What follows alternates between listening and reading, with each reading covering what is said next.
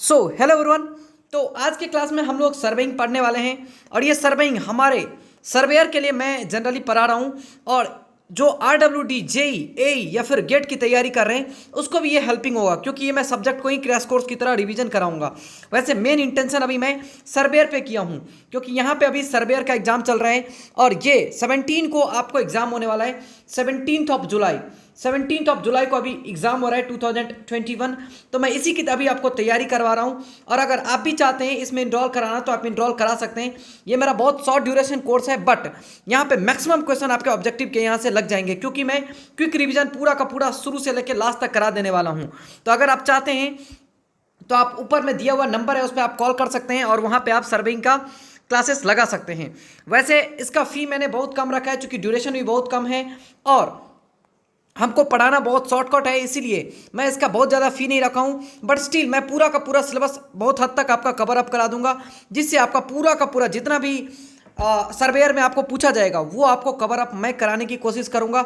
Most probably 60 to 70% question यहाँ से ही आपको टकराएंगे क्योंकि सर्वेयर का जॉब है तो सिर्फ सर्वेइंग पे ये फोकस करेगा और थोड़ा बहुत आपको बिल्डिंग मटेरियल पूछे तो पूछ सकता है, अदरवाइज ज़्यादा चांस है कि आपका 70 to 80% क्वेश्चन सर्वेइंग से ही रहे और पूरा का पूरा सर्वेइंग जितने आपके सिलेबस में है कोशिश करूंगा बहुत हद तक आपका सर्वेइंग वाला पार्ट कवर अप करा दूं और जो आपका रिमेनिंग पार्ट है तो वो आपको आता होगा तो ठीक ही है, अदरवाइज अगर आप थोड़ा सा मेंटल एबिलिटी से भी उस क्वेश्चन को लगाएंगे तो आप कहीं ना कहीं क्वालिफिकेशन के आसपास पहुंच जाएंगे। तो सबसे पहले आज मैं सर्वेइंग स्टार्ट कर रहा हूं। तो सर्वेइंग है क्या, ठीक है। तो देखिए मैं शुरुआत कर रहा हूं सर्वेइंग। तो सर्वेइंग एक आर्ट है, तो आपको मैं यहां पे कह रहा हूं सर्वेइंग के बारे में लिखा रहा हूं। एक ये जो सर्वेइंग है ना, सर्वेइंग ठीक है ना, is the art of surveying is the art of determining ठीक है ना, art of determining the relative position ठीक है ना ऑफ ए पॉइंट ठीक है ना ऑन द अर्थ और एबव और beneath of the surface of the earth by the indirect और direct measurement of distances, elevation and direction. आपको मैं बता दूं कि सर्वेइंग एक आर्ट है, एक कला है, ठीक है ना, आर्ट है जिससे कि हम किसी भी, अगर सपोज कीजिए आपके पास कोई अर्थ है, ये सपोज कीजिए ये वैसे ये स्फेरॉइडल नहीं होता बट बहुत हद तक मैंने मान लिया कि स्फेयर है, ठीक है ना, ये आपका अर्थ सरफेस है। अगर सपोज कीजिए एक पॉइंट इसके नीचे है या फिर इसके एक पॉइंट इसके ऊपर है तो हम रिलेटिव पोजीशन का मतलब ये होता है कभी भी हम ये नहीं कह सकते, जैसे अगर आपका घर है तो आप अपने घर से कह सकता है कि सामने में कोई दूसरा शहर है तो इतना डिस्टेंस पे ये है, तो आपका घर एक रेफरेंस पॉइंट हो गया। इसीलिए आपको कभी भी किसी का डिस्टेंस बताना होगा तो किसी रेफरेंस पॉइंट से ही कह सकते हैं। जैसे आप दिल्ली टू मुंबई एक एक्स डिस्टेंस है तो आप कह सकते हैं, तो यहाँ पे दिल्ली आपका रेफरेंस पॉइंट है। आप डायरेक्ट ये नहीं कह सकते कि मुंबई का डिस्टेंस 2000 किलोमीटर या फिर 200 किलोमीटर या फिर 20 किलोमीटर है। वो डिपेंड करेगा कि रेफरेंस ऑब्जर्वर कहाँ पे है, उसके रिगार्डिंग में हम उसको पोजीशन को डिफाइन कर सकते हैं। इसीलिए हमेशा कोई पोजीशन को हम किसी के रिलेटिव में ही हम आपको डिफाइन कर सकते हैं। तो यही इसीलिए मैंने यूज़ किया है कि रिलेटिव पोजीशन, ये जो रिलेटिव पोजीशन है इसीलिए मैंने यूज़ किया है। तो सर्वेइंग एक आर्ट है जिससे कि किसी पॉइंट का, चाहे वो अर्थ के नीचे हो या अर्थ के ऊपर हो, बेनीथ और फिर एबव, ठीक है ना, कुछ भी हो, इसका हम रिलेटिव पोजीशन, रिलेटिव का मतलब होता है कोई रिफरेंस किसी डाटम से यानी तो फिर किसी लैटिट्यूड और लॉन्गिट्यूड से उसको रिफरेंस एक मान करके उसके रिस्पेक्ट में उस पोजीशन को बताना, यही हमारा सर्वेइंग कहलाता है। तो एक आर्ट है, सर्वेइंग के थ्रू इसको हम निकाल सकते हैं। जैसे सर्वेइंग से ही हम, जैसे जीपीएस का भी होता है, अगर आप चल रहे हैं, ठीक है ना, अगर आप किसी रोडवेज पे चल रहे हैं तो वो जीपीएस आपको डायरेक्शन बताता रहता है, तो कहीं ना कहीं उसका एक रेफरेंस पॉइंट है, उसके रिस्पेक्ट में वो आपको डायरेक्शन बताता रहता है, आप उसके अकॉर्डिंग फॉलो करते रहते हैं। तो वो आपको डायरेक्शन लैटिट्यूड और लॉन्गिट्यूड पे डिफाइन होता है जो कि हम बाद में पढ़ेंगे। तो लैटिट्यूड और लॉन्गिट्यूड भी आपको पढ़ाऊंगा। तो यही है कि surveying is the art of determining the relative position of a point on the earth above or beneath of the surface of the earth by the direct or indirect measurement of distances, elevation and direction। Distance का मतलब ये kilometre वाला distance हो गया, कितना kilometre है। Elevation का मतलब होता है हाइट का मतलब, एलिवेशन का मतलब किसी डाटम लाइन से कितना डिस्टेंस ऊपर है, मतलब एलिवेशन ये है ना, एलिवेशन आपका हाइट हो गया, ये डिस्टेंस है कितना आपका डिस्टेंस पे यहाँ पे, या हाइट को ही हम क्या कहते हैं, एलिवेशन कहते हैं। और डायरेक्शन में आप कुछ भी ले सकते हैं, नॉर्थ साउथ ईस्ट वेस्ट, ये आपका डायरेक्शन पोजीशन हो गया, ठीक है ना। तो जैसे 30 डिग्री लैटिट्यूड या फिर 40 डिग्री लॉन्गिट्यूड और ईस्ट वेस्ट ऐसे करके भी आप रिलेटिव पोजीशन डिफाइन करते हैं। तो एक हम डायरेक्शन को भी ले सकते हैं, ठीक है ना। तो आप डिस्टेंसेस, एलिवेशन और डायरेक्शन को मेजर करेंगे, उसके रिस्पेक्ट में बता देंगे एक पर्टिकुलर पॉइंट अर्थ के नीचे या फिर ऊपर इतना डिस्टेंस पे है। तो इस प्रोसेस को या फिर इसी आर्ट को हम सर्वेइंग कहते हैं। तो आप डायरेक्टली इसको डिफाइन कर सकते हैं कि surveying is an art of determining the relative position of a point on the earth above और बेनीथ द अर्थ, ऐसा भी कह सकते हैं, of the surface of the earth by direct और indirect measurement of distances and elevation. ऐसे करके आप सर्वेइंग को डिफाइन कर सकते हैं, ठीक है। तो आपके एग्जाम के लिए अगर ये ऑब्जेक्टिव क्वेश्चन पूछता है तो डायरेक्शन याद रखना है कि आप डिस्टेंस मेजर करते हैं, एलिवेशन मेजर करते हैं और डायरेक्शन मेजर करते हैं। याद रखिएगा कि इसी को हम सर्वेइंग कहते हैं, ठीक है ना। तो ये चीज़ आपको पूछ सकता है। अगली बात देखिए, ऑब्जेक्ट ऑफ सर्वे। ऑब्जेक्ट क्या है? सर्वे का हमेशा कोई ना कोई ऑब्जेक्टिव होता है। तो इसका ऑब्जेक्ट क्या है? इसका मेन जो ऑब्जेक्टिव है वो एक prepare plan and map of area. इसका मेन ऑब्जेक्टिव है कि किसी का मैप बनाना, यानी तो फिर उसका प्लान बनाना। तो आप कहेंगे सर ये मैप और प्लान है क्या, दोनों में डिफरेंस क्या है? तो पहले मैं आपको ये बता दूं। तो आपको मैं बताऊं कि सपोज कीजिए आप ईटानगर में है। ईटानगर एक कैपिटल सिटी है अरुणाचल प्रदेश का। तो सपोज कीजिए आप ईटानगर में हैं। ईटानगर में कहीं ना कहीं सेक्रेटेरिएट है, ठीक है ना। तो अगर आप सेक्रेटेरिएट का मैप बनाना चाहते हैं तो बहुत छोटा सा एरिया है। वो क्या है आपका? बहुत छोटा सा एरिया है। तो उस एरिया को आप सिंपली एक कार्डबोर्ड लाएंगे और कपूरा कार्डबोर्ड पे सारे एरिया को डिफाइन कर देंगे। इस पे सारा ये यहाँ पे है सेक्रेटरी का, ये बिल्डिंग यहाँ पे, एक बिल्डिंग यहाँ है, दूसरा बिल्डिंग यहाँ है, तीसरा बिल्डिंग यहाँ है, चौथा बिल्डिंग ऐसे यहाँ पे है। तो ऐसे करके आप आसानी से डिफाइन कर सकते हैं। जैसे यहाँ पे आपका एक बिल्डिंग है, दूसरा बिल्डिंग आपका यहाँ पे है, तीसरा बिल्डिंग आपका हो सकता है यहाँ पे है, ये वाला बिल्डिंग है। तो इस टाइप के आप एरिया को डिफाइन कर सकते हैं, ये यहाँ पे है। तो आप एक कार्डबोर्ड पे आसानी से कर सकते हैं। तो यहाँ पे आपको जो है ना लार्ज स्केल यहाँ पे यूज करना पड़ेगा। लार्ज स्केल क्यों? क्योंकि देखिए आपका छोटा सा कार्डबोर्ड है और छोटा सा कार्डबोर्ड पे आपका चूंकि बहुत बड़ा ये सेक्रेटेरिएट है नहीं, एक लिमिटेड एरिया ही है, तो उसको आप आसानी से अलग अलग ज़्यादा डिस्टेंसेस पे आप उसको लोकेट कर सकते हैं। मतलब उसका जो स्केल होगा ना वो ज़्यादा होगा, वो एक हॉरिजॉन्टल प्रोजेक्शन है। तो आप प्लान को ऐसे करके डिफाइन कर सकते हैं कि अगर किसी एरिया का आपको प्लान डिफाइन करना है तो horizontal projection of ground feature on the sheet at a large scale, मतलब इसका स्केल बड़ा हो। स्केल यही होता है जो मैंने लिखा है ना, ये स्केल, ये हमारा स्केल है। ये जो आपको मैंने लिखा है 1/500 ये हमारा स्केल है, ठीक है ना। एक होता है, ये हो गया, ये प्लान है तो प्लान इतना हो गया। एक हो गया मैप। मैप ये होता है जहाँ पे 1/5000, मैप का मतलब होता है 1/5000। तो ये मैप का मतलब यहाँ पे स्मॉलर स्केल है, स्केल छोटा है। जैसे अगर आप मैप ऑफ इंडिया बात करें तो कितना बड़ा इंडिया है, ये तो छोटा बड़ा सेक्रेटेरिएट तो है नहीं ईटानगर की तरह।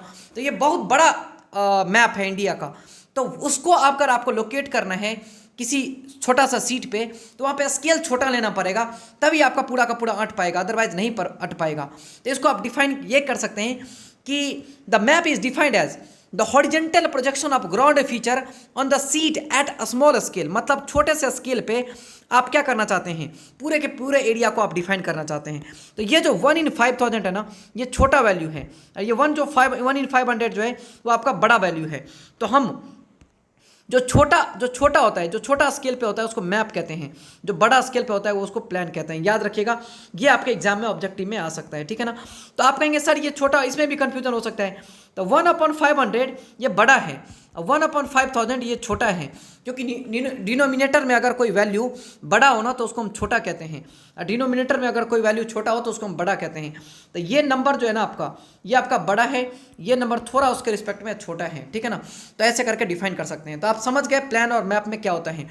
आपको ऑब्जेक्टिव में ऐसा क्वेश्चन आएगा कि 1/600, 1/6000, ठीक है ना। इसमें से कहेगा which of the following is the plan scale और which of the following is the map scale।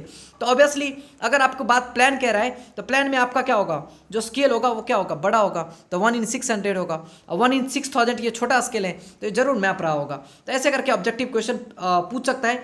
ये कभी कभी फिल इन दी ब्लैंक्स में ही पूछ देता है, बट जनरली वो फिल इन दी ब्लैंक्स में नहीं, वो टोटल का टोटल आपका ऐसे करके पूछ सकता है, ऑब्जेक्टिव पेपर में ही पूछ सकता है, ठीक है ना। ABCD में ऐसे ऐसे ABCD में A is correct, B is correct, both A और बी इज करेक्ट, इस टाइप का भी क्वेश्चन आपको पूछ सकता है। तो आपको अगर पता है कि स्मॉलर स्केल पे छोटे स्केल पे आपका मैप होता है, सॉरी छोटे स्केल अगर आपका छोटा है तो मैप होगा, और अगर स्केल बड़ा है तो प्लान होगा। तो आप आसानी से बता सकते हैं।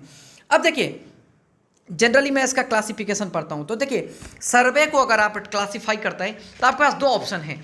एक तो आप क्लासीफाई कर सकते हैं दो तरह से। आप जैसे आप सर्वे करना चाहते हैं किसी का, सपोज कीजिए किसी अर्थ का सर्वे करना चाहते हैं, तो एक तो हो सकता है प्लेन सर्वे, दूसरा हो जियोडेटिक सर्वे। मतलब ये है कि अगर आप अर्थ पे चलता है तो जब आप गाड़ी चलाते रहते हैं तो ऐसा, जब सपोज कीजिए ये आपका अर्थ, ये सर्कुलर आपका अर्थ है, मैंने एक सर्किल बना रहा हूँ, ये आपका अर्थ है। जब आप ऐसे करके अर्थ देखेंगे तो ये आपका अर्थ सरफेस है। जब आप कभी भी गाड़ी चलाते हैं ऐसे करके, तो ऐसा तो नहीं होता ना कि ऐसे करके चलाते हैं और नीचे गिर जाते हैं। ये इसलिए नहीं होता क्योंकि इतना ज़्यादा सरफेस है यहाँ पे, इतना ज़्यादा आपका डिस्टेंस है जिससे कि आपको पता नहीं चलता। बट आप जो कवर करते हैं ना, यहाँ से लेकर के यहीं तक कवर करते हैं, मतलब ज़्यादा डिस्टेंस आप कवर नहीं करते हैं, बहुत स्मॉल डिस्टेंस कवर करते हैं, जिसमें ये कहीं ना कहीं आपका लगता है कि ये हॉरिजेंटल सरफेस ही है, कहीं ना कहीं ये लगता है कि एकदम हॉरिजेंटल है, स्ट्रेट है। देखिए इसी को इधर कीजिए तो देखिए स्ट्रेट लग रहा है कि नहीं।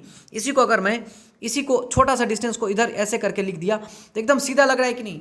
तो मतलब ये है कि यहाँ पे जो कर्वेचर है ना, इसको अब इग्नोर कर देते हैं। The effect of nature of the earth is neglected, that is the mean surface of the earth is as plane. मतलब इसको प्लेन मान लिया जाता है, ये कर्विंग टाइप का नहीं माना जाता। ये जो इस टाइप का कर्विंग है ना, इस नेचर को अगर इग्नोर कर देते हैं तो इस टाइप के सर्वे को हम प्लेन सर्वे कहते हैं। मतलब उसके सरफेस को हॉरिजेंटल मान लेते हैं। तो मतलब effect of the nature of the अर्थ जो है वो निगलेक्ट कर दिया जाता है, मतलब उसका कर्वेचर को निगलेक्ट कर दिया जाता है। इस टाइप का सर्वे करते हैं तो हम उसको प्लेन सर्वे करते हैं। और अगर आप उसको भी कंसीडर करेंगे कि हमारा ये जो है, ये जो आपका अर्थ है ये कहीं ना कहीं हमारा कर्विंग नेचर का है, अगर इसको आप कंसीडर करते हैं, तो इसको अगर आप कंसीडर करते हैं, इसका मतलब क्या है, आप जियोडेटिक सर्वे कर रहे हैं। तो effect of the nature of the earth is taken into account, that is all the lines lying on the surface considered as curve line. मतलब सरफेस पे जितना भी लाइन है ना, ये सब सारा जितना भी लाइन खींच रहे हैं, कहीं ना कहीं आप कर्व मान रहे हैं। तो ऐसे करके आप जियोडेटिक और प्लेन सर्वे को डिफाइन कर सकते हैं। तो यही एग्जाम में आता है कि प्लेन टेबल सर्वेस में हम effect of nature of earth लेते हैं या नहीं लेते हैं, जियोडेटिक में लेते हैं कि नहीं लेते हैं। तो अगर ये सब आपको पता है तो आप आसानी से यहाँ पे क्वेश्चन लगा सकते हैं, ठीक है ना। चलिए ठीक है, अब मैं थोड़ा सा ये बता दूं कि देखिए जनरली अगर इसके अंदर एक ट्रायंगल बनाएं, इसके अंदर हम 3 पॉइंट लेते हैं अर्थ के अंदर, तो एक हमारा इस टाइप का सर्किल बनता है तो इसको कहते हैं प्लेन सरफेस। इस टाइप का अगर ट्रायंगुलर शेप बनेगा तो प्लेन सरफेस, और अगर हम इस टाइप का सरफेस बनाएंगे तो इसको हम क्या कहते हैं, स्फेरॉइडल सरफेस कहते हैं, ठीक है ना। इसको स्फेरॉइडल ट्रायंगल कहते हैं। तो याद रखिएगा, अगर हम इसमें ग्रेट सर्कल बनाते हैं और उसमें हमारा 2 ट्रायंगल बनाते हैं, एक प्लेन तो एक हमारा प्लेन सरफेस बनता है, दूसरा हमारा स्फेरॉइडल ट्रायंगल बनता है। तो इसको प्लेन सरफेस नहीं, प्लेन सरफेस ट्रायंगल कह सकते हैं आप। यहाँ पे प्लेन सरफेस, इसको आप ट्रायंगल कह दीजिए। क्या इसको ट्रायंगल मैं कह देता हूँ, इसको क्या कहेंगे हम, ट्रायंगल। इसको मैंने आसानी से ट्रायंगल लिख दिया, ठीक है ना। तो ये हमारा प्लेन्स, ये हमारा है ट्रायंगल, ठीक है ना। तो प्लेन ट्रायंगल है ये आपका, प्लेन सरफेस ट्रायंगल है, ठीक है ना। ये स्फेरॉइडल ट्रायंगल है। तो ये 2 नेचर का होता है। तो अगर आपका जियोडेटिक सर्वे हो रहा है तो अगर आप वहाँ पे एक सर्किल बनाएंगे तो वहाँ से पे जो ट्रायंगल बनेगा वो आपका स्फेरॉइडल ट्रायंगल होगा। और अगर हॉरिजॉन्टल मान के मानेंगे तो यहाँ पे क्या बनेगा, फिर आपका ये प्लेनर बन जाएगा, ठीक है ना। आप याद रखिएगा, इस तीनों का सम, इसको θ1 मानिए, इसको आप θ2 मानिए, इसका आप θ3 मानिए। तो एग्जाम में जनरल ये सब नहीं पूछता, जो पूछता है वो बताता हूँ। इसको आप θ3 डैश मानिए, θ3 डैश, इसको आप θ2 डैश मानिए, इसको आप θ1 डैश मानिए। तो ये जो sum of all angles in planar और ये जो स्फेरॉइडल है, इस दोनों ट्रायंगल का जो डिफरेंस होता है वो 1 सेकेंड के लिए ये 195.5 स्क्वायर किलोमीटर ये होता है। तो ये आपका ऑब्जेक्टिव में एग्जाम में पूछ लेता है। तो इस डेटा को आपको याद रखना पड़ेगा। The difference of the sum of the angles of planar and spheroidal triangle is 1 second for an area of 195 degree per square kilometre. ऐसा आप याद रख सकते हैं, 195.5 स्क्वायर किलोमीटर, ये आपके एग्जाम में आता है, ठीक है। अब नेक्स्ट पार्ट हमारा है लैटिट्यूड और लॉन्गिट्यूड। तो हम थोड़ा सा लैटिट्यूड और लॉन्गिट्यूड के बारे में पढ़ रहे हैं। तो ऐसे करके ही हम आपको सर्वे पढ़ाएंगे, काफ़ी अच्छा लगेगा, पूरा क्विक रिवीजन करा देंगे आप। ये आपका RWD मेंस में भी काम करेगा, साथ ही साथ आपका जो सर्वेयर का एग्जाम है उसमें भी काम करेगा। तब हम अगला हम लैटिट्यूड, ठीक है, एंड लॉन्गिट्यूड को डिफाइन करेंगे। लैटिट्यूड और लॉन्गिट्यूड क्या है इसको डिफाइन करेंगे और इससे कैसे क्वेश्चंस आते हैं वो बताते हैं। तो सबसे पहले देखिए, अगर आप कोई सर्किल बनाते हैं तो इसको मैंने एक सर्किल बना लिया, ठीक है। इसमें देखिए, इस सर्किल जब भी बनाते हैं तो आपका दो बात होती है, एक तो आपका नॉर्थ पोल होता है तो वैसे इंक्लाइंड होता है ऐसे करके, अगर आप देखें तो आपका इस टाइप का इंक्लाइंड होता है। तो एक होता है यहाँ पे नॉर्थ पोल, यहाँ पे आपका नॉर्थ पोल होता है और यहाँ पे क्या होता है साउथ पोल होता है, यहाँ पे आपका सेंटर होता है, ठीक है ना। तो नॉर्थ पोल साउथ पोल ऐसे करके हम दिखाते हैं, ठीक है। अब अगर इसमें आप दिखाएं तो ये तो आपका एक्सिस हो गया ना, और तो ये जो एक्सिस होता है तो आप ऐसा कर सकते हैं कि इसके कंप्लीट अगर यहाँ पे स्ट्रेट लाइन खींचें तो यहाँ पे जो एक सर्किल बनेगा, सपोज कि ये अगर सर्किल बनता है तो इस सर्किल को हम कहते हैं इक्वेटर। इसको हम क्या कहते हैं, इक्वेटर कहते हैं। तो आप यहाँ पे लिख सकते हैं डायरेक्ट, क्या कह सकते हैं इसको, इक्वेटर कह सकते हैं, इक्वेटर, ठीक है ना। इसको हम इक्वेटर कहते हैं, ठीक है।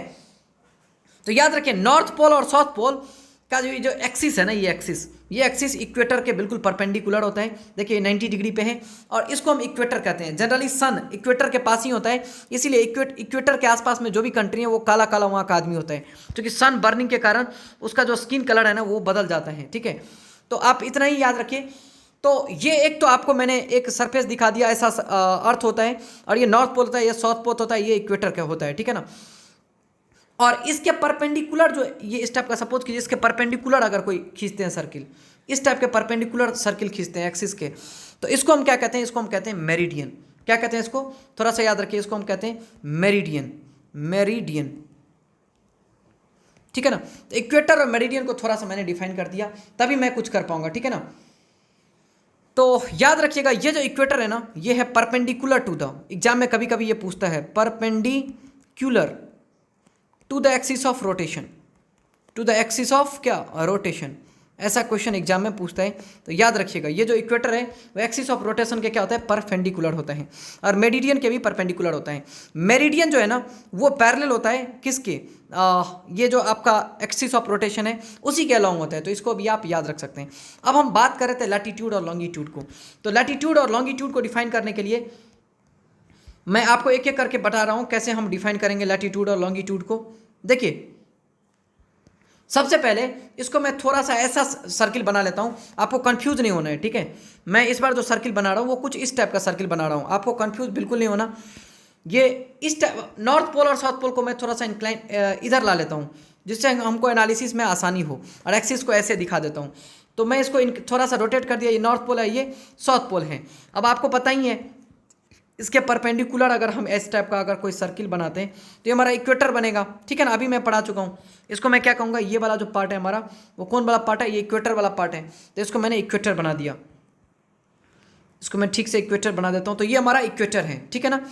अब इसको मैंने इक्वेटर बता दिया।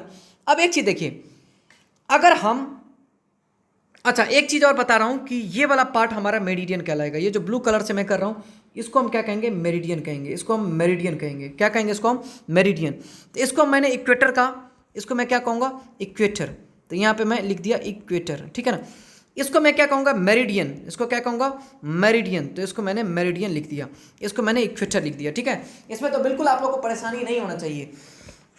अब देखिए, एक पॉइंट मैं ले रहा हूँ, यहाँ पे एक मैं पॉइंट ले रहा हूँ, तो इसको मैं एक रेफरेंस पॉइंट ले रहा हूँ। यहाँ पे मैं इक्वेटर को रेफरेंस ले रहा हूँ, किसको ले रहा हूँ, इक्वेटर को रेफरेंस ले रहा हूँ। इक्वेटर को क्या ले रहा हूँ यहाँ पे, रेफरेंस, क्योंकि कोई भी चीज़ का आप मेजरमेंट किसी रेफरेंस से ही कर सकते हैं। आप ये नहीं कह सकते कि ईटानगर 10 किलोमीटर है, 12 किलोमीटर है, 100 किलोमीटर है। आपको हमेशा बताना पड़ेगा कि दिल्ली से कहाँ है, या फिर नाहरलागुन से ईटानगर 10 किलोमीटर है। यही जो आपका, अगर आप रेफरेंस को फिक्स नहीं करते हैं ना, तो यही डिस्टेंस आपका वेरी करता रहेगा। तो इसीलिए मैंने लैटिट्यूड और लॉन्गिट्यूड को डिफाइन करने के लिए इक्वेटर को थोड़ा सा क्या किया है, फिक्स किया है। तो मैं यहाँ पे जो आप लोग को डिफिनीशन बताने वाला हूँ वो है लैटिट्यूड का, ठीक है ना। किसका, लैटिट्यूड का, लैटिट्यूड का। तो आपको मैं बता दूं कि लैटिट्यूड जो है ना हमेशा डिफाइन करते हैं इक्वेटर से। तो देखिए, इक्वेटर से हम एक एंगल डिफाइन करते हैं और टुवार्ड्स मेरिडियन जाते हैं। कहाँ जाते हैं, टुवार्ड्स मेरिडियन। तो यहाँ पे मैंने मेरिडियन के पास गया, सपोज कि यहाँ तक गया, तो यहाँ तक गया, तो यहाँ से यहाँ आप इसको फिर ज्वाइन कीजिए। और ये जो आपको एंगल दिख रहा है, ये जो आपको एंगल दिख रहा है थीटा, इसको मैं लिख रहा हूँ थीटा। इसको क्या लिख रहा हूँ, थीटा। ये वाला जो एंगल है इसको मैं थीटा लिख रहा हूँ। मतलब आप इक्वेटर से किसी एंगल को मेजर कर रहे हैं टुवार्ड्स मेरिडियन। आपको बोल दिया था ना इस वाले पार्ट को क्या कहते हैं, इसके परपेंडिकुलर वाले पार्ट को मेरिडियन। तो आपने इक्वेटर से को रिफरेंस मान करके मेरिडियन के अलोंग आप क्या कर रहे हैं, एंगल को मेजर कर रहे हैं। और ये आपका नॉर्दर्न हेमिस्फीयर है, ये आपका साउदर्न हेमिस्फीयर है। तो ये जो एंगल मेजर करते हैं ना, इसी को हम क्या कहते हैं, लैटिट्यूड। तो लैटिट्यूड को मैं यहाँ पे डिफाइन कर रहा हूँ कि latitude is the angle, latitude is the angle, latitude is the क्या, एंगल, ठीक है, measured from the equator, measured from the equator. कहाँ से मेजर करते हैं, इक्वेटर से। तो मेजर्ड फ्रॉम द इक्वेटर, ठीक है, along the meridian of plane, along the meridian of plane, मतलब मेरिडियन ऑफ प्लेन के अलोंग, मेरिडियन ऑफ प्लेन के अलोंग क्या करते हैं हम, मेजर्ड कहते हैं, मेजर करते हैं, ठीक है ना। तो देखिए मैंने इक्वेटर से मेजर किया है अलोंग किधर, टुवर्ड्स द मेरिडियन ऑफ क्या, मेरिडियन ऑफ प्लेन। उसकी ये कोई भी प्लेन है, सपोज कि ये जो मैंने आपको ड्रॉ किया ना, ये वाला, ये कोई एक प्लेन हो सकता है। ऐसे ऐसे बहुत सारे प्लेन हो सकते हैं हमारे हेमिस्फीयर में, ठीक है ना। सॉरी, ये हमारे स्फीयर में बहुत सारे प्लेन हैं, बट एक पर्टिकुलर प्लेन को ही हम डिफाइन कर रहे हैं। तो मेरिडियन वाला प्लेन जो है, उस प्लेन के अलोंग हम मेजर करते हैं एंगल को फ्रॉम इक्वेटर। इसी एंगल को हम क्या कहते हैं, लैटिट्यूड कहते हैं। तो आप सिंपली इसको डिफाइन कर सकते हैं कि latitude is the angle measured from the equator along the meridian of the plane, ठीक है ना। याद रखिएगा इक्वेटर से इसको मेजर करते हैं, इक्वेटर हमारा रिफरेंस लाइन है, यही आपको एग्जाम में पूछेगा। तो आप डिफिनीशन इसको बिल्कुल नहीं भूलेंगे लैटिट्यूड का, आपको काफ़ी अच्छे से बता दिया हूँ। अब आप बिल्कुल नहीं भूलेंगे लैटिट्यूड का डिफिनीशन क्या होता है। याद रखिएगा इसका रेफरेंस पॉइंट हमेशा क्या होता है, इक्वेटर होता है। अब अगला है हमारा लॉन्गिट्यूड, अगला क्या है हमारा, लॉन्गिट्यूड। तो यहाँ पर मैं लिख रहा हूँ लॉन्गिट्यूड, लिख रहा हूँ लॉन्गिट्यूड। तो लॉन्गिट्यूड को हम फाई से रिप्रेजेंट करते हैं, किससे रिप्रेजेंट करते हैं, फाई से। तो ये मैंने लॉन्गिट्यूड को फाई से रिप्रेजेंट कर दिया। वैसे लैटिट्यूड को जनरली हम थीटा से रिप्रेजेंट करते हैं, तो यहाँ पे मैंने थीटा लिख दिया। अब इसको देखिए मैं कैसे डिफाइन करता हूँ। सबसे पहले तो एक अर्थ सरफेस लेना पड़ेगा, तो मैंने एक अर्थ सरफेस ले लिया। अब अर्थ सरफेस ले लिया, अब एक्सिस निकालना पड़ेगा। तो यहाँ से आपका एक्सिस होगा, एक्सिस है तो जरूर इसमें क्या रहा होगा, नॉर्थ पोल रहा होगा और साउथ पोल रहा होगा, ठीक है ना। अब इसके परपेंडिकुलर एक्सिस मैंने ऐसे करके खींच दिया। अब जब ये मैंने परपेंडिकुलर खींच दिया तो यहाँ पे क्या होगा, जैसे ही परपेंडिकुलर खींचा तो ये वाला आपका इक्वेटर वाला पॉइंट है। कौन सा पॉइंट है, ये आपका इक्वेटर वाला प्लेन है। तो इसको मैंने एक प्लेन बनाया जो कि इक्वेटर है। याद रखिएगा ये हमारा नॉर्थ पोल और साउथ पोल से जो जा रहा है, ये हमारा जो एक्सिस है ना, इसके परपेंडिकुलर है, इसको आपको याद रखना होगा, ठीक है। तो मैंने इसको ऐसे करके डिफाइन कर दिया। अगला जो सेकंड वाला पार्ट है, ये हमारा मेरिडियन है, ये हमारा क्या है, आपका मेरिडियन है, ठीक है। तो ये मैंने मेरिडियन बना दिया। तो आपको मैं इसमें इक्वेटर का नहीं बता रहा हूँ कुछ ही, क्योंकि इसमें इक्वेटर का कोई इंपॉर्टेंस ही नहीं है। तो इसको मैं इक्वेटर को छोड़ दे रहा हूँ। मेरिडियन और इक्वेटर मैंने आपको पहले दिखा दिया है। तो यहाँ पे मैं एक आर्बिट्री एक मैं प्लेन लेता हूँ, कुछ ऐसा प्लेन रहा होगा, ठीक है। इसका बस यही वाला पार्ट मैं दिखाता हूँ। और याद रखिएगा ये हमारा दूसरा प्लेन है, इसी का पीछे वाला प्लेन नहीं है, ये हमारा कोई आर्बिट्री दूसरा प्लेन है। आप मैं दिखा दूं कि इसको थोड़ा आगे से ले जाता हूं, तो ये वाला प्लेन है, जिससे कि आप कंफ्यूज ना करें।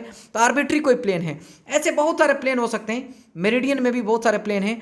तो मैं एक ही प्लेन की बात कर रहा हूँ, ठीक है। तो इसमें मैं एक रेफरेंस प्लेन को नोटिस करता हूँ। तो देखिए यहाँ पे जो है ना, यहाँ पे ये वाला प्लेन, ये वाला जो प्लेन है, इसको मैं रेफरेंस प्लेन कहता हूँ। क्या कहता हूँ इसको मैं, रेफरेंस प्लेन, रेफरेंस प्लेन कहता हूँ उसको, ठीक है। तो याद रखिएगा ये जो रेफरेंस प्लेन है, ये जो फॉल करता है वो एक ग्रीनविच, इसको हम वैसे ग्रीनविच मेरिडियन कहते हैं। तो इसको हम, ग्रीनविच एक सिटी है, इसीलिए इसको हम ग्रीनविच मेरिडियन कहते हैं, ग्रीनविच मेरिडियन कहते हैं, ठीक है ना। और चूंकि यहीं पे सारा का सारा रेफरेंस प्लेन है, इसीलिए हम इसको प्राइम मेरिडियन भी कहते हैं, प्राइम मेरिडियन भी कहते हैं। तो याद रखिएगा ग्रीनविच और प्राइम मेरिडियन, ये हमेशा यहीं, इसी को हम रेफरेंस लाइन लेते हैं जब हम लॉन्गिट्यूड निकालते हैं तब। तो जनरली जब आप टाइम सिस्टम देखते हैं तो वहाँ पे भी एक ग्रीनविच टाइप का आता होगा, ठीक है ना। तो याद रखिएगा ये हम यहीं से रेफरेंस पॉइंट लेते हैं। ये एक ग्रीनविच जो है ना, ये लंदन में है, इंग्लैंड में है, तो इसको याद रखिएगा, कभी कभी ये भी एग्जाम में आ जाता है। तो इसी को हम रेफरेंस प्लेन मान करके यहाँ से हम एंगल मेजर करते हैं। तो यहाँ पे एक ग्रीनविच मेरिडियन है, तो इसको जी मान लीजिए। यहाँ पे कोई अदर सर्वे लाइन है, ठीक है ना, कोई अदर आपका कोई और प्लेन है। तो सपोज कीजिए इंडिया में ही कोई यहाँ पे, ये इंडिया से ही क्रॉस कर रहा होगा, ऐसा भी हो सकता है। वैसे इंडिया यहाँ पे है, तो यहाँ से भी क्रॉस कर सकता है, ऐसा भी आप कह सकते हैं। तो इसमें हम इस मेरिडियन से इस मेरिडियन तक जो एंगल मेजर करते हैं, याद रखिएगा, जो एंगल मेजर करते हैं ये इक्वेटर के अलाउंग, देखिए इक्वेटर के आसपास है, जैसे इक्वेटर जिस डायरेक्शन में जाता है उसी डायरेक्शन में ये है। ये अलग बात है कि इक्वेटर के पास नहीं है, बट ये जो यहाँ पे हम एंगल मेजर कर रहे हैं इसी को हम क्या कहते हैं, लॉन्गिट्यूड। तो आप कहेंगे सर लॉन्गिट्यूड को आप डिफाइन कीजिए, तो देखिए मैं लॉन्गिट्यूड को डिफाइन कर रहा हूँ। मतलब ये है the angle between the Greenwich meridian और the prime meridian of the plane, ठीक है ना। तो देखिए आप किसी प्लेन पे, किसी प्लेन का आप एंगल मेजर करें ग्रीनविच चाहे प्राइम मेरिडियन से, यही दोनों जो एंगल होता है इसको हम क्या कहते हैं, लॉन्गिट्यूड। तो आप ऐसे आसानी से कहते हैं, कैसे डिफाइन कर सकते हैं, the angle between the Greenwich meridian, the Greenwich meridian और prime meridian of the plane, और prime meridian of the plane, ठीक है ना। इसी को हम क्या कहते हैं, इसी को हम क्या कहते हैं, लैटिट्यूड ऑफ क्या, सर्वे लाइन कह सकते हैं। किसी प्लेन का हम लैटिट्यूड कह सकते हैं। अगर किसी का पोजीशन आपको हॉरिजॉन्टल से और वर्टिकल से दोनों से जगह से पता चल जाएगा तो आप तुरंत पता चल जाएगा कि वो आदमी है कहाँ। तो जनरली ये जीपीएस सिस्टम भी हमारा किस पे चलता है, एक लैटिट्यूड, एक तो आपका लैटिट्यूड है थीटा और लॉन्गिट्यूड फाई, इसी दोनों से हम कोई भी पोजीशन को लोकेट कर सकते हैं। तो याद रखिएगा यही लैटिट्यूड और लॉन्गिट्यूड बहुत ज़्यादा इंपॉर्टेंट है। तो अगर आप अपने मोबाइल में भी कभी कभी टाइम सिस्टम निकालते होंगे तो वहाँ पे हमेशा लैटिट्यूड लॉन्गिट्यूड का आप देखेंगे कि लैटिट्यूड और लॉन्गिट्यूड लिखा रहता है। मैप में भी हमेशा लिखा रहता है कि कहाँ पे लैटिट्यूड है, कहाँ पे लॉन्गिट्यूड है। ये सब आप इंडिया का भी मैप देखेंगे तो एंड पॉइंट पे आपको जीएस में पूछता रहता है। तो जो भी आपका, जब इंडिया का मैप बनाते हैं, इस टाइप का आप जब भी इंडिया का मैप बनाते हैं, बहुत हद तक ऐसे करके इंडिया का मैप बनाते हैं, है ना, इस टाइप का आप इंडिया का मैप बनाते हैं, तो आप यहाँ पे लैटिट्यूड और लॉन्गिट्यूड देखेंगे कि आपको डिफाइन किया जाता है ना। तो लैटिट्यूड यहाँ पे भी आपको याद करना होता है, ये वाला पार्ट, ये वाला पार्ट। तो लैटिट्यूड लॉन्गिट्यूड से पता चल जाता है वो आदमी है कहाँ। मोबाइल में भी लैटिट्यूड लॉन्गिट्यूड का अगर पता चल जाए तो वो पता चल जाएगा कि वो चीज़ें है कहाँ पे जिसको हम खोजना चाहते हैं। तो लगभग जितना भी आपका लोकेशन वाला पार्ट है, जो भी सॉफ्टवेयर काम करते हैं, कहीं ना कहीं इसी लैटिट्यूड और लॉन्गिट्यूड पे वर्क करता है, ठीक है ना। तो ये बहुत ज़्यादा इंपॉर्टेंट है हमारे सर्वे के लिए। और आजकल सर्वेइंग का मतलब ये नहीं कि सिर्फ और सिर्फ बिल्डिंग बनाने को सर्वे कहते हैं, सर्वे का बहुत सारा इंपॉर्टेंस है। आप आजकल पूरा का पूरा जो हमारा व्हीकल सिस्टम है, जो हमारा जीपीएस सिस्टम है जिससे आप लोकेट करते हैं, मैप, गूगल मैप यूज़ करते हैं, कंप्लीट सर्वेइंग का ही पार्ट है। तो सर्वेइंग आपका बहुत जगह यूज हो रहा है, ठीक है ना। तो खैर अभी तो हम एग्जाम पॉइंट ऑफ व्यू से पढ़ रहे हैं, तो इतना मैंने आपको बता दिया, ठीक है। तो बहुत सारे इसमें ये है, इसमें दो बात है। एक चीज़ इसमें पूछता है कि प्रिंसिपल ऑफ सर्वे इसमें पूछता है, तो ज़्यादा मैं डिस्कस नहीं करूंगा, सिंपली आपको बता रहा हूं एक प्रिंसिपल ऑफ सर्वे क्या होता है। प्रिंसिपल ऑफ क्या, सर्वे, प्रिंसिपल ऑफ सर्वे क्या होता है। तो एग्जाम में कभी कभी एक तो ऑब्जेक्टिव पूछ लेता है, तो ऑब्जेक्टिव में याद रखिएगा to prepare the map and plan of an area, बस इतना ऑब्जेक्टिव। इसका प्रिंसिपल पूछता है तो याद रखिएगा इसका दो ही प्रिंसिपल है। पहला है to work from whole to a part, to work, ठीक है ना, from whole to a part, इस चीज़ों को आप याद रखिए। एक चीज़ मैं आपको कहना, इसको सिंपली मैं अगर बताना चाहूँ तो छोटा सा देखिए, अगर मान लीजिए एक प्लेस है नाहर लगून, एक प्लेस है नाहर लगून, ठीक है ना। अगर हम नाहर लगून की बात करें, दूसरा प्लेस है ईटानगर, क्या है, एक ईटानगर एक दूसरा प्लेस है, ठीक है। हम बात करते हैं नाहर लगून से ईटानगर की, ठीक है। तो आप अगर सर्वे करना चाहते हैं नाहर लगून से ईटानगर, तो ये सर्वे करने में आप परेशान हो जाएगा, क्योंकि इतना ज़्यादा डिस्टेंस है, कौन सर्वे कर पाएगा। इसको हम करेंगे क्या, इसको पार्ट वाइज में डिस्ट्रीब्यूट कर लेंगे, ठीक है ना, और डेली सर्वे करेंगे। तो पहले इसको हम करेंगे, फिर हम इसका सर्वे करेंगे, फिर मैं इतना डिस्टेंस का सर्वे करूँगा, फिर इतना का करूँगा, फिर इतना करूँगा, फिर 1 2 3 ऐसे करके हम ब्रेक कर लेंगे, ठीक है ना। ऐसे करके n यूनिट्स में ब्रेक कर लेंगे, और सारे यूनिट्स का एक दूसरे के रिस्पेक्ट में रिलेटिव पोजीशन, हम पोजीशन को लोकेट करते करते एक का दूसरे के रिस्पेक्ट में हम जो भी एलिवेशन है जी, उस पॉइंट का जो भी एलिवेशन है या फिर डिस्टेंसेस है, हम गैदर कर लेंगे। वो डेटा को हम कैलकुलेट कर लेंगे। मतलब ये है कि पूरा होल जो पार्ट है आपका उसको आपने ब्रेक कर दिया पार्ट में, पार्ट वाइज में, पीस वाइज में, फिर उसको किया तो आपको आसानी होगा, ठीक है ना। तो एक प्रिंसिपल आपका ये होगा, इसको आपको याद रखना है। इसको बस मैं एक शॉर्टकट में बता रहा हूँ, ठीक है ना, लेकिन आपका एग्जाम पॉइंट ऑफ व्यू से बस इतना याद रखिए, to working from whole to a part. तो पहला तो ये है। दूसरा जो इसका प्रिंसिपल है वो दूसरा प्रिंसिपल है टू वर्क फ्रॉम सॉरी, ये तो मैंने आपको बता दिया। दूसरा जो है आपका वो है कि to locate the position of a point, to locate the position of a point, to locate the position of a, ठीक है ना, of a point, to locate the position of a क्या point, to locate the position of a point with reference to the two points, with reference to, ठीक है ना, 2 points. देखिए इसका ये है कि आप ऐसा करना चाहते हैं, दो आपका सपोज कीजिए आपका 2 पॉइंट्स है, यहां एक पॉइंट है, ठीक है, एक पॉइंट यहां है, ठीक है।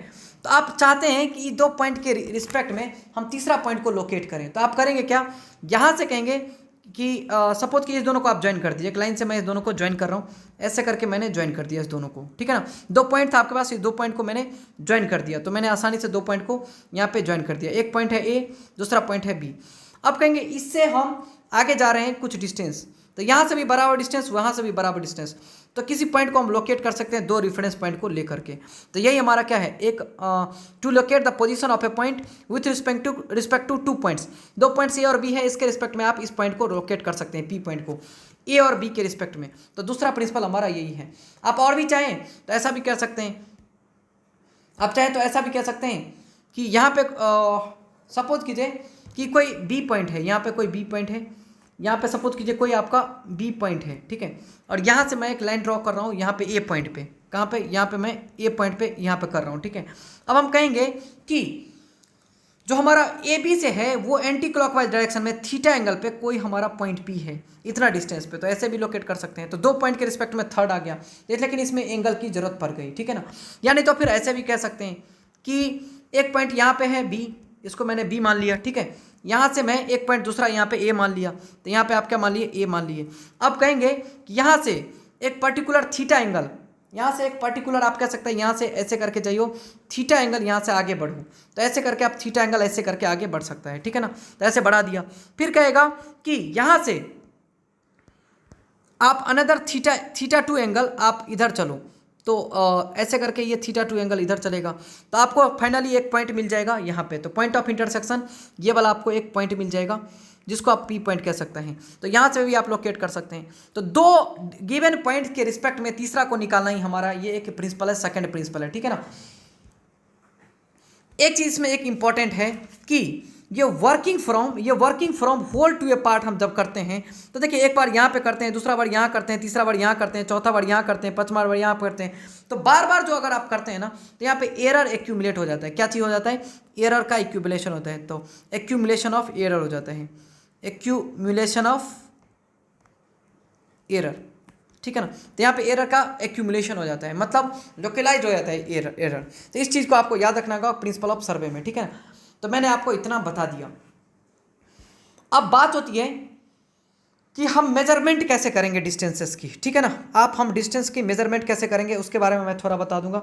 अच्छा, एक चीज़ मैं बता दूं कि इसका और भी बहुत सारे क्लासिफिकेशंस हैं, तो उतना मैं आप लोगों को क्लासिफिकेशन पढ़ा नहीं रहा हूँ, आपको नोट्स दे दूंगा। छोटी छोटी बातें हैं जो डिफरेंट क्लासिफिकेशंस होता है, जैसे आपका अलग अलग क्लासिफिकेशन है, हाइड्रोग्राफिक सर्वे है, एस्ट्रोनॉमिकल सर्वे, ग्राउंड सर्वे, फिर आपका डिपेंडिंग ऑन इंस्ट्रूमेंट आप कह सकते हैं chaining, taping, compass survey, plane table, levelling, theodolite, tacheometry, photogrammetry, traverse, aerial survey, इस टाइप की बातें आप कह सकते हैं। या फिर अगर आप क्लासीफाई करते हैं इंजीनियरिंग पर्पस को यूज़ करके, तो यूज ऑफ सर्वे, तो इंजीनियरिंग सर्वे हो गया, जियोलॉजिकल सर्वे हो गया, माइन सर्वे हो गया, मिलिट्री सर्वे हो गया। तो ये छोटा छोटा क्लासिफिकेशन है, तो ये आपके एग्जाम में आते नहीं, जो आपको एग्जाम में आपके लिए इंपॉर्टेंट है वो मैं यहाँ पे आपको बता देता हूँ, ठीक है।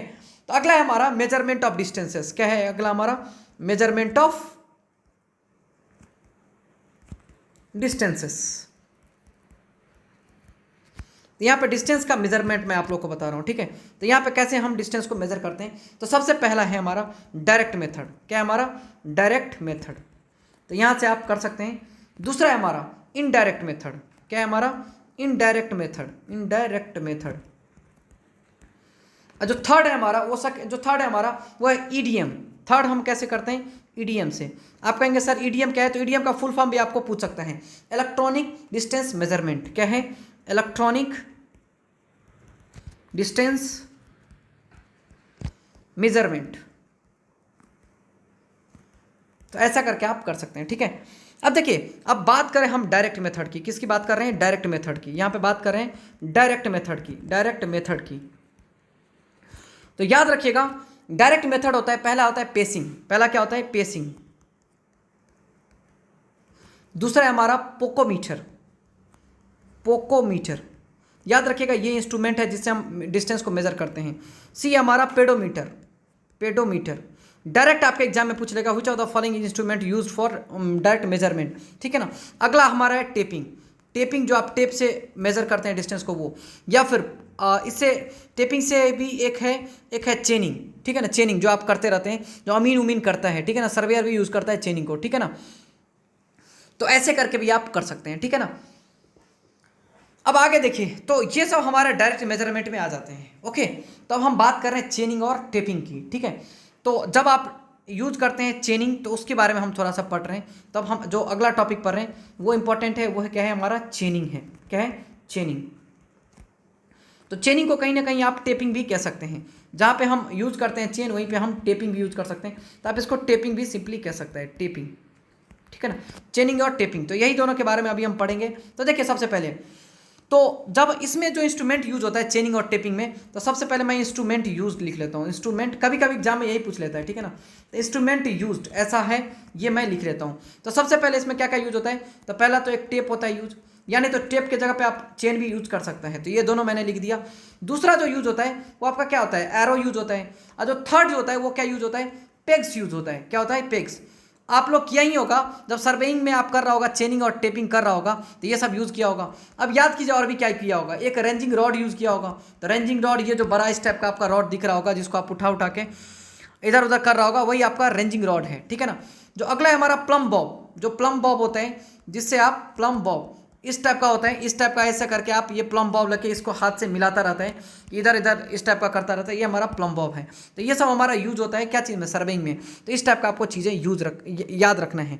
अब इसमें जो इंपॉर्टेंट क्वेश्चन आता है अगला, वो ये आता है कि ये टाइप्स ऑफ टेप कितना है। ये भी इस सब में से ऑब्जेक्टिव बहुत क्वेश्चन बनते हैं। तो यहाँ पे मैं यूज कर रहा हूँ types of tape, types of tape. अच्छा, ये सब सारा का सारा इंस्ट्रूमेंट भी आप लोग को याद रखना है। कहेगा which of the following instrument is not used in taping या चेनिंग। तो अगर आपको ये पूरा का पूरा इंस्ट्रूमेंट के बारे में पता नहीं है कि ये सब यूज होता है, तो फिर वहाँ पे आप कंफ्यूजन में आ सकते हैं, आपका चीज़ें गलती हो जाएंगी। तो आप सारा इंस्ट्रूमेंट का भी नाम याद रखिए, क्योंकि इंस्ट्रूमेंट के नेम से ही ऑब्जेक्टिव में क्वेश्चन आ जाते हैं। तो टाइप्स ऑफ टेप की बात यहाँ पे कर रहा हूँ, ठीक है ना। तो सबसे पहले एक तो ऐसा होता है कि एक टेप होता है क्लॉथ टेप, जो घर का बना होता है, तो लिख सकता है क्लॉथ टेप। तो क्लॉथ टेप जनरली क्या टेलर लोग यूज करते हैं। ये जो टेलर का काम करते हैं ना, टेलर्स लोग यूज करते हैं, ठीक है ना। टेलर्स का स्पेलिंग गलती है, ट्रेलर आप याद रखिए, वो यूज करते हैं, ठीक है ना। जो आपका दर्जी उर्जी का काम करता है वो। सेकंड एक होता है metallic tape, metallic tape, metallic tape. इसको आपको इंपॉर्टेंट समझना है। यही लोग इंजीनियर यूज करते हैं। क्या यूज करते हैं? इंजीनियर जो यूज करते हैं, ठीक है ना। इंजीनियरिंग में आप या हम मेटालिक टेप ही यूज करते हैं। जो थर्ड वाला है वो है स्टील टेप, स्टील टेप। तो जनरली ये कारपेंटर लोग यूज करता होगा, कारपेंटर, है ना। जो आपके घर में लकड़ी का काम करता होगा कारपेंटर, वो लोग इसको यूज करते हैं। फोर्थ है हमारा इनवर्ट टेप, इनवर्ट टेप। तो यही एग्जाम में आता है। जो हम लोग जनरली जो सर्वेइंग करते हैं ना, तो यही वाला टेपिंग यूज करते हैं। ये टेप जो है वो काफ़ी इंपॉर्टेंट है, तो इसको आपको याद रखना है। इनवर्ट टेप जनरली एग्जाम में आता है। तो इसके बारे में पूछता है कि इनवर्ट टेप होता क्या है, ये कैसे बनता है, और इसका वो क्या है। ये बहुत एक्यूरेसी देता है, ये बहुत एक्यूरेट डिस्टेंस मेजरमेंट होता है। ये एक्यूरेट थोड़ा होता है, या इसको आप कह सकते हैं प्रिसाइज। प्रिसाइज का मतलब ही होता है एक्यूरेट, ठीक है ना। तो इसके बारे में थोड़ा पढ़ना पड़ेगा। यहाँ से क्वेश्चन आता है, इससे क्या क्वेश्चन आता है वो बता रहा हूँ। तो इनवर्ट टेप के बारे में थोड़ा सा मैं आपको पढ़ा रहा हूँ। तो देखिए इनवर्ट टेप के बारे में क्या पढ़ा रहा हूँ। पहली बात इन बार टेप के बारे में बताता हूँ कि जनरली ये जो टेप है ना, टेप जनरली जो आपका ये टेप होता है, इसकी टेंडेंसी क्या होती है, धूप में ये क्या होता है आपका एक्सपेंड करता है। धूप में क्या होता है, ये एक्सपेंड करने की इसकी टेंडेंसी होती है। तो धूप में ये क्या करेगा, यहाँ से आगे बढ़ जाएगा, ये भी धूप में आके यहाँ से आगे बढ़ जाएगा। मतलब अगर ये L0 था लेंथ, तो फाइनल लेंथ LF हो जाएगा, और ये जो LF है ना वो L0 से बड़ा हो जाएगा, तो इसको फैलने की टेंडेंसी होगी। तो आपका क्या होगा, आपका जो डिस्टेंस आप मेज़र करेंगे, तो आपका जो इसका ये है ना, ये वाला, ये जो आप इसमें लगा रहता है इस टाइप का होता है, ये आपका आगे आगे बढ़ जाएगा, जिसके कारण आपका गलत मेजरमेंट हो जाएगा। मतलब आप जो मेजरमेंट करेंगे वो गलती होगा, ठीक है ना। तो थर्मल एक्सपेंशन हो जाता है इसका, क्या हो जाता है, थर्मल एक्सपेंशन। जनरली जो होता है ना मेटल्स, वो हमारा थर्मल एक्सपेंशन होते हैं। इसीलिए इनवर्ट टेप की प्रॉपर्टी होती है कि इसको एक एलॉय बना दिया जाता है। एलॉय ये होता है कि डिफरेंट वैराइटीज ऑफ अलग अलग मेटल्स को मिला करके हम उसके प्रॉपर्टी को इम्पार्ट कर देना, ये हमारा एलॉय की प्रॉपर्टी है। तो एलॉय हम ऐसे बनाते हैं, तो इसमें डिफरेंट मेटल्स मिला देते हैं।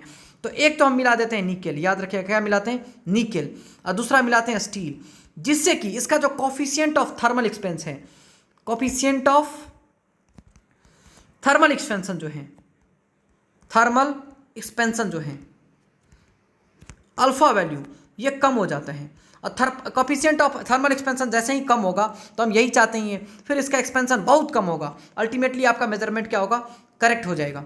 तो याद रखिएगा एग्जाम में ये पूछता है तो कितना परसेंट हम स्टील मिलाते हैं, तो एग्जैक्टली याद रखिएगा यही डेटा पूछता है। 36% क्या मिलाते हैं हम, निकेल मिलाते हैं, और 64% आपका क्या मिलाते हैं हम, 64% आपका क्या मिलाते हैं, 64% जनरली हम आपका स्टील मिलाते हैं, ठीक है ना, जिससे कि इसका थर्मल एक्सपेंशन कम हो जाता है और आसानी से इसका मेजरमेंट हो पाए, ठीक है। तो इस टाइप के क्वेश्चन आपके एग्जाम में आते हैं, तो दोनों मैंने आपको बता दिया, ठीक है। तो इन बार टेप के बारे में बता दिया, ये क्वेश्चन एग्जाम में आते हैं, तो इसको बिल्कुल आप याद रखिएगा। अब अगला मैं बता रहा हूँ रेंजिंग। अगला क्या मैं बता रहा हूँ, रेंजिंग। थोड़ा सा रेंजिंग के बारे में बता रहा हूँ। तो रेंजिंग क्या होता है ये थोड़ा सा देख लीजिए। इट इज अ प्रोसेस, ये क्या है, it is a process, it is a process, ठीक है, of fixing the intermediate points, of fixing the intermediate points, the intermediate points.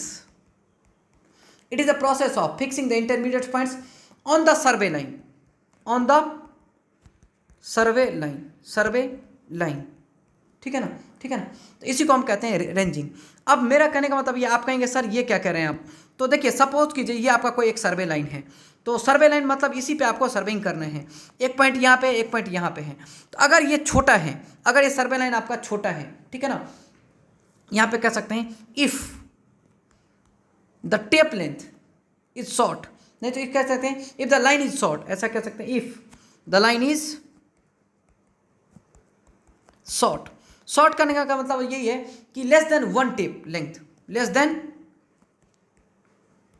1 tape length. 1 tape length का मतलब वो जो आपके पास टेप होता है ना, वो मैक्सिमम जितना जा सकता है, वो जनरली ये 20 मीटर का होता है, 30 मीटर का भी होता है। तो अगर ये आपका छोटा डिस्टेंस है, तो आप आसानी से यहाँ पे कोई रेंजिंग करने की जरूरत नहीं है, मतलब बीच में कोई एक इंटरमीडिएट पॉइंट फिक्स करने की जरूरत नहीं है। तो इस टाइप के मेजरमेंट को हम कहते हैं डायरेक्ट मेजरमेंट। क्या कहते हैं इसको हम, डायरेक्ट मेजरमेंट। लेकिन कभी कभी ऐसा होता है ना, इंटरवेनिंग ग्राउंड आ जाता है, मतलब बीच में कुछ ऐसा चीज़ आता है, पहाड़ आ गया या कुछ भी आ गया, जिसके कारण हम बीच वाला चीज़ों को लोकेट नहीं कर पाते हैं। तो इस टाइप के हम इस टाइप का मेजरमेंट को हम इनडायरेक्ट मेजरमेंट में हम करते हैं, ठीक है ना। तो आप इसको हम यहाँ पे आप रेंजिंग कर सकते हैं, तो डायरेक्ट मेजरमेंट है ना, तो इसको आप डायरेक्ट रेंजिंग भी कह सकते हैं, इस प्रोसेस को डायरेक्ट रेंजिंग कह सकते हैं, ठीक है ना। और अगला है इनडायरेक्ट रेंजिंग। सेकंड वाला क्या है आपका, इनडायरेक्ट रेंजिंग। तो सेकंड वाला आपका इनडायरेक्ट रेंजिंग है। तो याद रखिएगा इनडायरेक्ट रेंजिंग में जो आपका लेंथ होता है ना, लेंथ, वो लेंथ आपका ज़्यादा होता है, तो लेंथ इज मोर, ठीक है ना, ग्रेटर देन 1 टेप लेंथ, ठीक है ना। आप लिख सकते हैं ग्रेटर देन 1 टेप लेंथ, ऐसे करके आप आसानी से लिख सकते हैं। तो इसमें करते क्या हैं, ये तभी वो करते हैं, जैसे सपोज कीजिए कोई यहाँ पे इंटरवेनिंग ग्राउंड है, सपोज कीजिए मैंने ऐसे करके एक पहाड़ बना दिया, ठीक है, यहाँ पे कोई पॉइंट है ए, यहाँ पे क्या है ए, और यहाँ पे क्या पॉइंट है बी। अब यहाँ पे ये पूरा का पूरा पहाड़ है, क्या है, पूरा का पूरा पहाड़ है। तो जब पहाड़ होगा तो आप ए बी को देख नहीं पाएगा, तो कैसे डायरेक्ट करेगा कि क्या कर रहा है क्या नहीं कर रहे हैं, तो यहाँ पे परेशानी होगी। तो ये और ये इसको डायरेक्ट नहीं कर पाएगा, ठीक है ना। तो कहीं ना कहीं इंटरमीडिएट पॉइंट लेना पड़ेगा। तो ये क्या करेगा, इसके आसपास कोई नंबर होगा तो एक बीच में फिक्स कर लेगा एम, ये यहाँ पे फिक्स कर लेगा एन, ठीक है ना। ये इसको डायरेक्ट करेगा, ये वाला जो पार्ट है, ये वाला पार्ट, ये इसको डायरेक्ट करेगा। मतलब ये जो बी वाला पार्ट है, बी वाला पार्ट, ये जो बी वाला पोजीशन है, तो ये बी वाला जो है ना, बी वाला, ये जो बी वाला है, ये बी वाला जो है वो डायरेक्ट करेगा इस एन को, और ये ए वाला डायरेक्ट करेगा एम को, और ये एम और एन एक दूसरे को डायरेक्ट करेगा, ठीक है ना। तो देखिए यहाँ पे ये होता है कि ये ए वाला जो पार्ट है, ये ए वाला पार्ट अगर इसको देखा जाए तो ये ए वाला पार्ट बी को नहीं देख पा रहे हैं, ए वाला पार्ट बी को नहीं देख पा रहे हैं। तो ये क्या करेगा, ये तो आसानी से किसको देख पाएगा, ये ए वाला जो है ना, ए वाला, ये कहीं ना कहीं एन वाले को देख लेगा, एन वाले को डायरेक्ट करेगा यहाँ पे, एन वाले को, ठीक है ना। और ये जो बी वाला है वो कहीं ना कहीं, ये जो आपका एन वाला है, ये जो बी वाला है पार्ट, ये आपको कहीं ना कहीं, ये बी वाला जो है वो आपका एम वाले को डायरेक्ट करेगा। और ऐसे ही करके एक दूसरे को डायरेक्ट करते करते एक दूसरे को आपका सर्विंग में आपका हेल्प कर देगा। तो इस टाइप का रेंजिंग को हम कहते हैं इनडायरेक्ट रेंजिंग।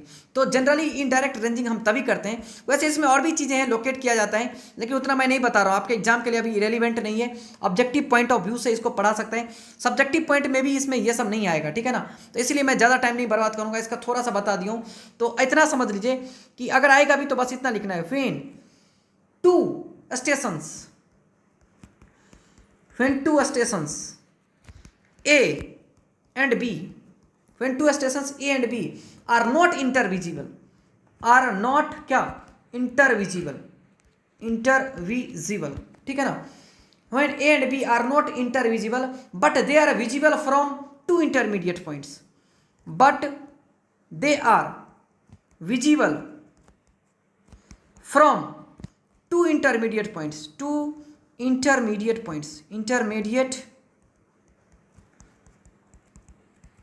points, ठीक है ना। Two intermediate points due to high intervening ground, due to high intervening का मतलब जैसे माउंटेन्स टाइप का हो गया, तो इंटरवेनिंग क्या ग्राउंड्स, ठीक है ना। और long distances due to high intervening ground और ड्यू टू लॉन्ग डिस्टेंसेस, ठीक है ना, long distances between them, then the ranging is called indirect ranging, ऐसा आप कह सकते हैं, ठीक है ना।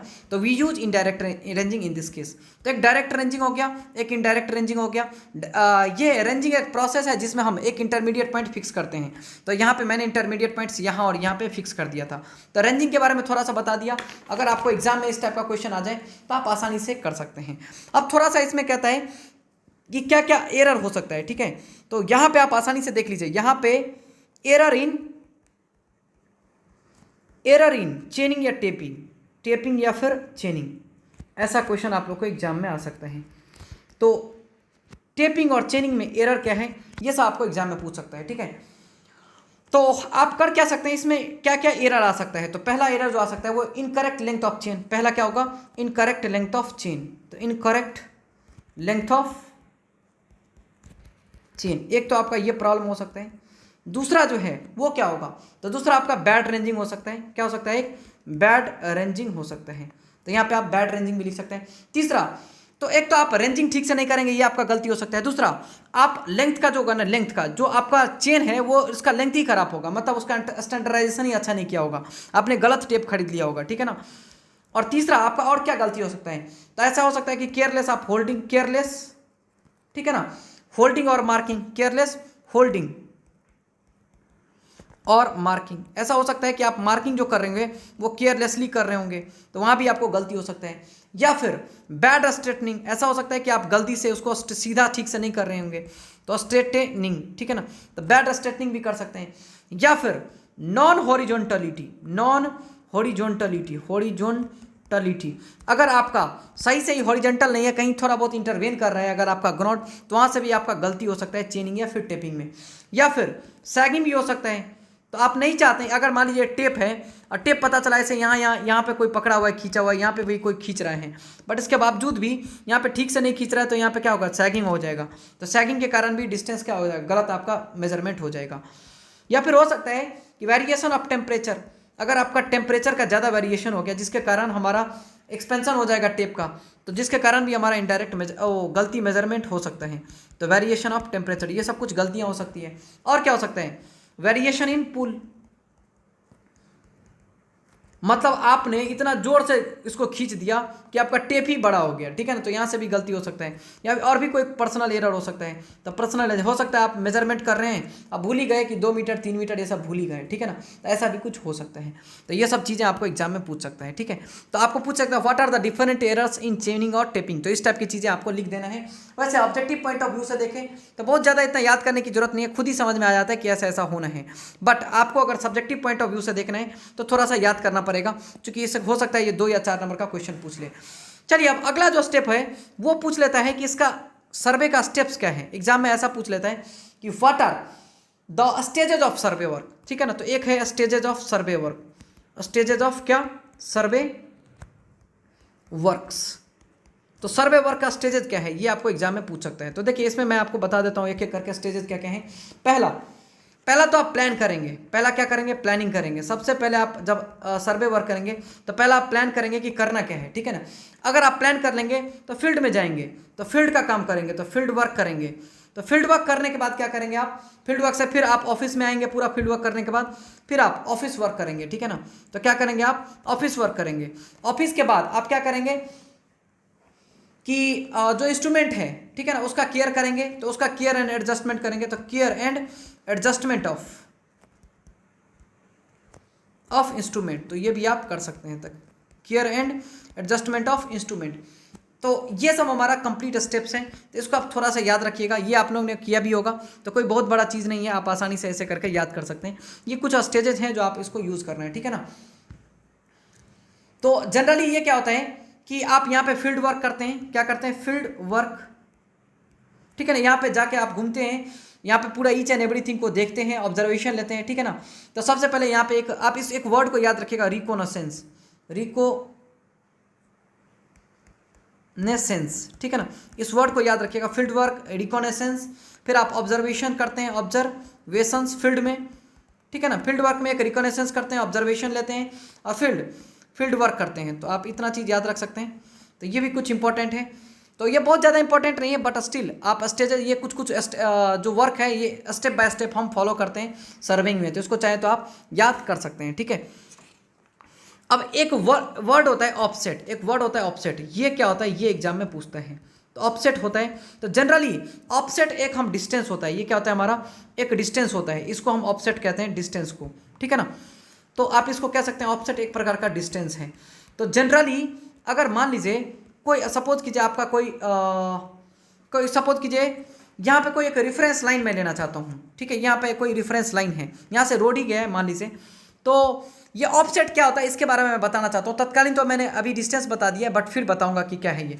तो होता क्या है, सपोज कीजिए यहाँ से कोई एक रोड गया है, ये वाला क्या है आपका, कोई ना कोई एक रोड है, ठीक है। या हो सकता है यहाँ पे कोई आपका एक बिल्डिंग है, इस टाइप का आपका बिल्डिंग है। तो यहाँ पे हो सकता है ये छोटा सा बिल्डिंग भी होगा, है ना। यहाँ पे हो सकता है कोई चीज़, यहाँ पे एक बिल्डिंग हो, या फिर हो सकता है यहाँ से कुछ रोड जा रहा हो, तो ये भी आपका जा सकता है, ठीक है ना। तो फिर यहाँ पे कुछ ट्रायंगुलर पोजीशन इस टाइप का कुछ बिल्डिंग रहा हो, या फिर यहाँ पे कुछ सर्कुलर टाइप का इस टाइप का रहा हो। तो करते क्या हैं, हम हर एक का एक डिस्टेंस निकालना चाहते हैं।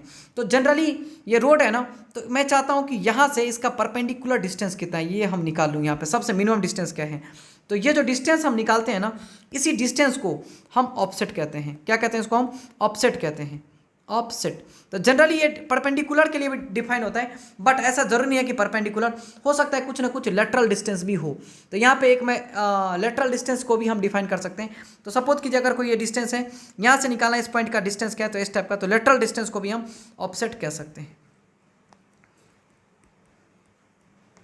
ठीक है ना। तो इस टाइप की चीज़ को हम ऑफसेट कहते हैं। तो जनरली हम ये हमारा सर्वे लाइन होता है, ये जो रेफरेंस लाइन होता है ये हमारा, इसी में हम सर्वे कर रहे होंगे तो सर्वे लाइन होता है, और डिफरेंट डिफरेंट फीचर्स को यहाँ पे हम रिप्रेजेंट करते हैं सर्वे लाइन पे। तो इस ऑफसेट से हो सकता है आपका क्वेश्चन आ जाए, तो एक चीज़ मैंने यहाँ पे बना दिया। जनरली यहाँ पे जो ऑफसेट लेते हैं सर्कुलर में, वो सेंटर से हम डिस्टेंस मेजर करते हैं इस सर्वे लाइन का, तो सेंटर से जो सर्वे लाइन का डिस्टेंस होता है इसी को हम ऑफसेट कहते हैं, ठीक है ना। तो इसको हम परपेंडिकुलर ऑफसेट कहते हैं, इसको हम लेटरल ऑफसेट करते हैं, इसको लेटरल, इसको परपेंडिकुलर कहते हैं। तो इसको चाहें तो आप याद रख सकते हैं, ये सब छोटी छोटी बातें एग्जाम में आता रहता है, ठीक है। तो ये हमारा बेसिक है जो मैंने आपको बताया, ये बेसिक ऑफ सर्वेइंग है हमारा, जितना ईच एंड एवरीथिंग मैंने आपको बताया इतना चीज़ आपको आना ही चाहिए। अब आगे मैं काफ़ी इंपॉर्टेंट चीज़ें पढ़ाऊंगा, वो हम लेक्चर 2 में पढ़ाएंगे। तो ये बेसिक्स ऑफ सर्वेइंग जो जितना भी था यहाँ पे मैंने कवर अप कर लिया। अब नेक्स्ट क्लास में हम जो आपको बताएंगे वो डिफरेंट करेक्शन जो हम अप्लाई करते हैं, ये जो आपने गलतियाँ यहाँ पे जितना भी कर रहे हैं इसका कैसे हम इसको बस ठीक कर सकते हैं, तो वो सब चीज़ें क्वेश्चन आता है, तो उस पर बेस्ट हम आपको नेक्स्ट लेक्चर में बताएंगे। इस लेक्चर के लिए बस आपको इतना लिखना है, जितना भी चीज़ लिख रहा हूँ उसको आपको कॉपी में लिख लेना है। हम आपको पीडीएफ भी प्रोवाइड कर देंगे, इस पीडीएफ को भी यूज़ करके आप कॉपी में लिख सकते हैं, और आप अपने कॉपी में ज़रूर लिखिए, क्योंकि अगर आप कॉपी में नहीं लिखेंगे तो ज़्यादा दिन तक आपके दिमाग में ये रिटेन नहीं करेगा। तो इसीलिए आपको कॉपी में ज़रूर लिखना है जितना भी चीज़ मैं आपको यहाँ पर पढ़ा रहा हूँ, और लिखाने के बाद फिर इसका अगला लेक्चर और भी इंपॉर्टेंट होगा, वहाँ भी आपको लिखना है। और अगर कोई परेशानी होती है तो आप हमको पर्सनली पूछ सकते हैं। Thank you for today, will meet in the next class again.